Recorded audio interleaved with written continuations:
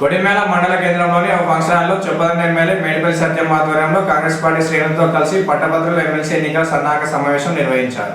గత ప్రభుత్వ హయాంలో 2 దశాబ్దాలుగా టీచర్ల పదోన్నతులు లేవని, ఉద్యోగ అవకాశాలు కల్పించలేదని, కానీ ముఖ్యమంత్రి రేవంత్ రెడ్డి హయాంలో ప్రమోషన్లు, ఉద్యోగ అవకాశాలు, ట్రాన్స్ఫర్లు కల్పించామని తెలిపారు. ఎంతో జటిలంగా ఉన్న జీవో నంబర్ 317 సమస్యను కూడా పరిష్కారాన్ని కాంగ్రెస్ ప్రభుత్వం చూపిందని తెలిపారు. వచ్చే ఎన్నికల్లో కూడా కాంగ్రెస్ పార్టీ ప్రభుత్వం ఏర్పడుతుందని ఆశాభావం వ్యక్తం చేశారు. ఎమ్మెల్సీ అభ్యర్థి నరేందర్ రెడ్డి కొడిమేల మండల కేంద్రానికి చెందినవాడని, కావున కాంగ్రెస్ పార్టీ సూచించిన అభ్యర్థి నరేందర్ రెడ్డికి ఎమ్మెల్సీ ఓట్లు వేయాలని కోరారు. నేను మీ అందరికీ ఒకటే చెప్పదలుచుకున్నాను.